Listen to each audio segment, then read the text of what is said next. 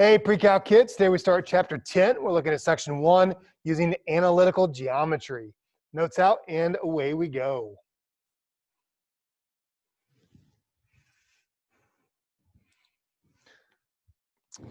What is analytical geometry? We'll define that in a moment, but recall we have a distance on a number line. The distance between 2 points, A and B,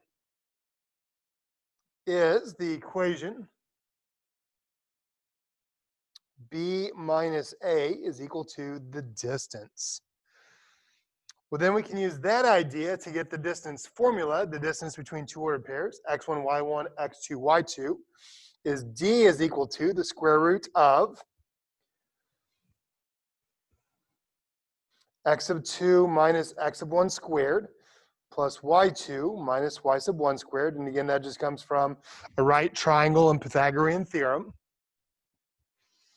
Therefore, we can find the distance between the points -3, 7 and 2, -5. That distance is then the square root of, subtract the x's, is 2 minus a -3 squared, plus, subtract the y's, -5 minus 7 squared. And that'll get us the square root of 169, which is 13. Find the distance between points 4, 2 and 8, 3. Again, we're going to use our distance formula, the square root of, subtract the x's. 8 minus 4, quantity squared, plus 3 minus 2, quantity squared. That gets us the square root of 17. And for these purposes, we'll just go ahead and leave that as a simplified radical. There are no perfect square factors in 17, so we're done. If it was an application question, we go ahead and change that into a decimal. Checkpoint 2. Suppose a backpacker lies injured in the region shown on the map. Each side of the square on the grid represents 15 meters. Searching for the missing individual is located at these 2 points. How far is the search team from the missing person? So again, we're going to use our distance formula. We're going to subtract the x's. So 2.0 minus a -1.5 squared plus 2.8 minus 4.0 squared. We're going to put that on our calculator. And we get about 3.7. But this is 3.7 kind of our square units. We know that each unit, each square, is 15 meters. So we still need to adjust for our regular map to multiply that by 15. That should give us about 55.5 meters. So again, we don't want to leave a simplified radical there because it's an application question. Number 3, determine whether the quadrilateral ABCD with vertices listed is a parallelogram. Well, here we need to remember from geometry what makes a parallelogram a parallelogram, and that is opposite sides are parallel. That's our definition. And we show that by showing they have the same slopes. So we need to find all 4 slopes. One thing we should probably do is go ahead and do a rough sketch to make sure we get the right slope. So A is right here at 3, 2. There's A. B is at 2, -4. C is at -2, -3. And D is at -1, 3. So we want to make sure we follow that same order. Otherwise, we're going to get the diagonals, and we don't want the diagonals. So here we go. We're going to find the slope of AB. And we're using our good old slope formula, which is y2 minus y1 over x2 minus x1. So the slope of AB is going to be, I'm going to do 2 minus a -4, which is plus, over, subtract the x's, 3 minus 2, and that gets us to 6 over 1, which is 6. Then I'm going to find the slope of BC and just work our way around here. And I'm going to do, subtract the 4's, -4 plus 3 over 2 plus 2. And that gets us,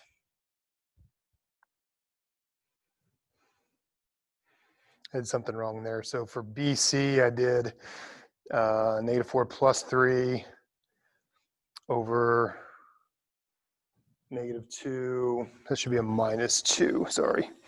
And that is, sorry, 2 minus, that is a plus 2. So that is -1/4.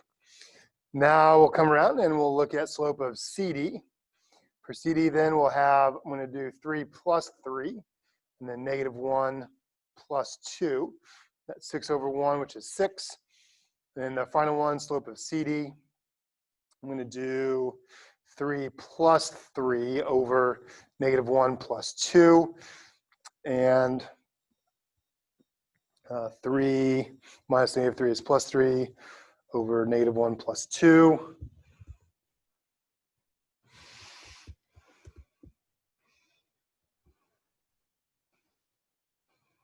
Whoops, I'm doing the wrong points. I need A and D. I need these two. So that's wrong. So I need -3 minus 2. And I'm still using wrong points. 3 minus 2 over -1 minus 3. And that's -1/4. Now when I look at the slopes, I see that opposite sides are the same. And therefore, is it a parallelogram? Yes, it is. Determine whether the quadrilateral is a parallelogram. We can do the same thing. Again, you're going to have to show the work. Even if you sketch a graph, you still need to show the work. So with the vertices at P at -4, 2. So here's P. Q is at -3, 2.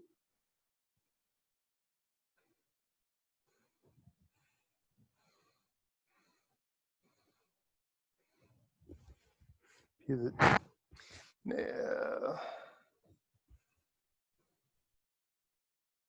net 2 is supposed to be a -2. I think I left that off there. -3, -2. R is at 3, -3. And S is at 1, 5. So obviously it doesn't look like a square, but again, we still need to show mathematically that this is not a quadrilateral. So let's find our slope. So the slope of, just start with PQ. And so we'll do 2 minus the -2 becomes plus 2 over -4 plus 3. That's 4 over -1, which is -4. And then we got the slope of QR. And for QR, that gets us -3 plus 2 over 3 plus 3. And that is -1/6. And then we have the slope of RS. RS is 5 plus 3 over 1 minus 3. That's 8 over -2, which is -4. And then we have the slope of SP, the first and the last. And I'm going to do 5 minus 2 over 1 plus 4. And that's 3 over 3, which is 1, which is 5. That's 3/5. So these slopes do not match up. So these sides are not parallel. And again, we know that from the graph. So no, this is not a parallelogram. We can also use the midpoint formula, the formula for finding the midpoint between two ordered pairs. The midpoint formula is add the x's, x1 plus x2, and divide by 2, and add the y's, y1 plus y2, divided by 2. It's an average of the x coordinates and the y coordinates. So find the coordinates of the midpoint. Obviously, this is from geometry. So m is -2 plus 6 over 2, and 4 plus -5 over 2. And we just simplify that. 6 minus 2 is 4. 4 divided by 2 is 2. 4 minus 5 is -1, and divided by 2 is -1/2. Same thing, midpoint. 2 plus -4 over 2, and 5 plus -7 over 2. That gets us -2 divided by 2, which is -1, and 5 plus -7 is -2 over 2, which is -1. What are we going to do with all that? We're going to do some analytic geometry. Analytic geometry is using coordinate geometry with algebra to prove geometric concepts. You should have done this a little bit if you were in enriched geometry, did a little bit of this. We're going to do something similar. Prove that the measure of the median of a trapezoid is equal to 1/2 the sum of the measures of the two bases. So to do that, we need a trapezoid. Now, where are we going to put our trapezoid? We're going to put it in the first quadrant. And I'm going to situate it so that its base is just going to fall along the x-axis. I'm going to call it TR. We know for a trapezoid, it has to have a parallel side. Now, we're not doing isosceles. We're just going to do a regular trapezoid. So TRAP is going to be my trapezoid. How did I know to put it there? Sometimes it's good to have a coordinate on the origin, a vertex on the origin. Sometimes it's good to split it in half. And you just kind of got to use your best guess there as to what to do. We want to prove that the measure of the median of a trapezoid is equal to 1/2 of the sum. How do we find the median? Well, the median is the segment that bisects the legs and then connects right there. And so we want to prove that this purple segment is half of the top leg and the bottom leg is what we want to prove. All right, so we want to prove that, and let's name that. I'll call that MN for the mid segment. So we want to prove that MN is equal to half of TR plus PA. All right, how are we going to do that? Well, we're going to use analytic geometry. And what that means is we're going to assign coordinate values to each vertex. So we're going to call TT, the ordered pair is 0, 0. We're going to call R, it's some x value away from the origin. We don't know what it is. So I'm just going to call it A0. For P, we know it's some value x away from the origin. So I'm just going to call it B. And then it's also some value up C. And then for A, it has to be the same distance up, so it gets a C. And then again, a random value of x, and we'll call that D.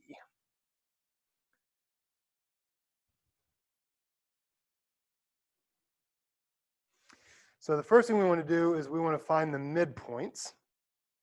Let's find M and M and N. To find a midpoint, we know we're eventually going to have to divide by 2. So one thing we could do to actually make this a little bit easier for ourselves is to actually double all of the points. I'm not going to try that, but you might want to try that on your own. Go ahead and do that. So let's find N. How do we find M and find N? Well, N's going to have to be the midpoint because we're finding the middle. So we're going to add the x's, A plus D, and divide by 2. And for the C value, C plus 0 is C divided by 2. Well, that's just C halves.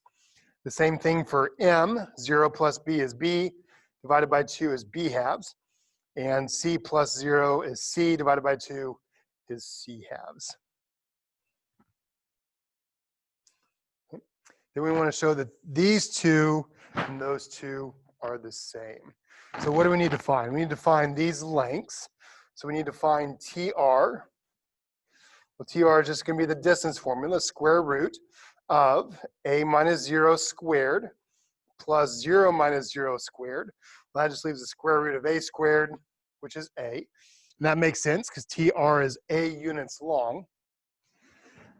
Then we want to find the distance of PA. That's going to be the square root of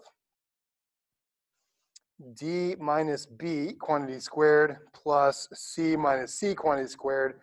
Well, that goes to 0. The square root of D minus B squared then is just D minus B. And finally, we want to find the distance of MN. MN is the square root of A plus D over 2 minus B over 2 quantity squared plus C over 2 minus C over 2 quantity squared. Same thing happens. These cancel. These have common denominators, so we can add on the inside and then the square root and the squared cancel. So we're left with A plus B minus D all over 2 is our distance, and I'm running out of purple. Therefore, what do we have? Well, we wanted to show this, Mn is equal to half of TR plus PA. Well, Mn is A plus B minus D over 2. What is TR plus PA? Well, that is A plus B minus D, and we want half of it. Those are the same. Therefore, there's our analytical geometric proof. Analytical geometry. Checkpoint 5, prove that the diagonals of a square are perpendicular bisectors of each other. So again, the first thing we need is a square. Here I'm going to set my square so that it is in the corner of the first quadrant, because that just makes it easier. And I'm just going to call the points W, X, Y, and Z.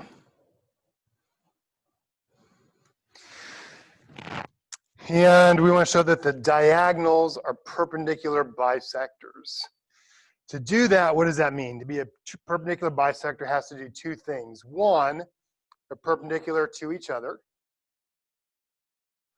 And two, they intersect at the midpoint.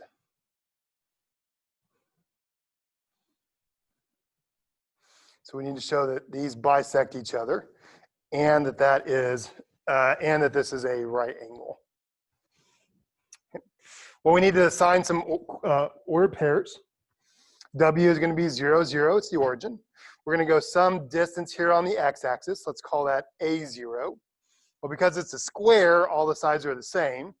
So Z is 0A, and then Y has to be AA.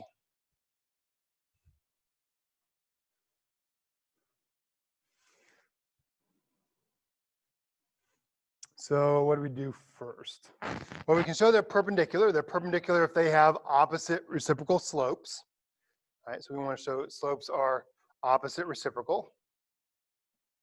So let's find the slope of WY, and the slope of XZ. Well, the slope of WY would have to be A minus 0 over A minus 0. That's A over A, which is 1. The slope of XZ has to be 0 minus A over A minus 0, which gives us negative A over A, which is negative 1. So they have to be perpendicular because they have opposite reciprocal slopes. There's our first check. Next thing we want to show is that they bisect each other. How do they do that? Well, they intersect at their midpoint. For that, we need to use the midpoint formula. So we want the midpoint of WY. That's going to be A plus 0 over 2 and A plus 0 over 2, which is A halves and A halves. Then we want the midpoint of XZ, and that's going to be A plus 0 over 2, 0 plus A over 2, which is again A halves, A halves. So because they have the same midpoint, then they must bisect each other. Therefore, it has to be a perpendicular bisector. There is your analytical geometry proofs. Here's your homework for 10-1. We're doing page 620, 11 through 27, and then the proofs 28, 30, 32, and 36. Have a good day, kids. See you in class.